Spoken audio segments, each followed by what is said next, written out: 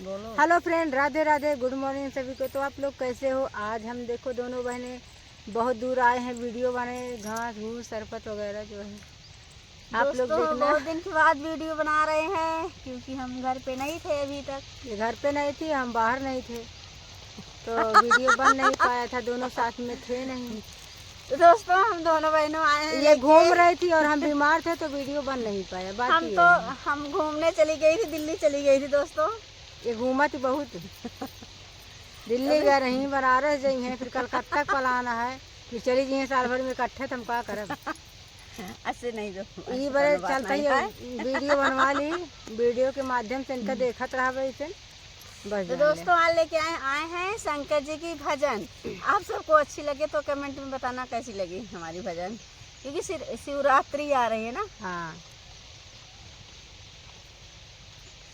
हरे हरे भोले नमः शिवाय, भोले के मंदिरवा काशी में हो, भोले के मंदिरवा काशी में। हरे हरे भोले नमः शिवाय, भोले के मंदिरवा काशी में हो, भोले के मंदिरिया काशी में। ब्रह्माया वही डुबकी लगावे, ब्रह्माया वही डुबकी लगावे, सिर बांधे पगड़िया काशी में हो, सिर बांधे पगड़िया काशी में। हरे हरे भोले नमः शिवाय, भोले के मंदिरिया काशी में हो, भोले के मंदिरिया काशी में। हरे हरे भोले नमः शिवाय, हरे हरे भोले नमः शिवाय, भोले के मंदिरिया काशी में हो, भोले के मंदिरिया काशी में। ब्रह्मड़िया वही डुबकी लगावे, ब्रह्मड़िया वही डुबकी लगावे, झुरवा वही चुनरिया काशी में, झुरवा वही चुनरिया काशी में। हरे हरे भोले नमः शिवाय, भोले के मंदिरिया काशी में, भोले के मंदिरिया काशी में। राम जी आवे डुबकी लगावे, राम जी आवे डुबकी लगावे, सिर बांधे पगड़िया काशी में, सिर बांधे पगड़िया काशी में।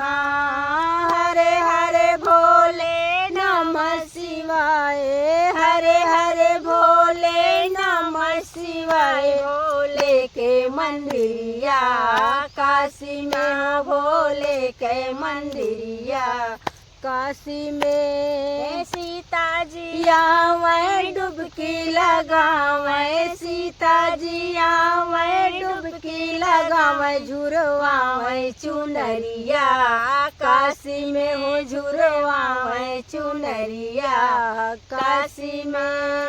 हरे हरे भोले नमः शिवाय, भोले के मंदिरिया काशी में हो, भोले के मंदिरिया काशी में। हरे हरे भोले नमः शिवाय, भोले के मंदिरिया काशी में, भोले के मंदिरिया काशी में। विष्णु जी आवे डुबकी लगावे, विष्णु जी आवे डुबकी लगावे, सिर बांधे पगड़िया काशी में हो, सिर बांधे पगड़िया काशी में।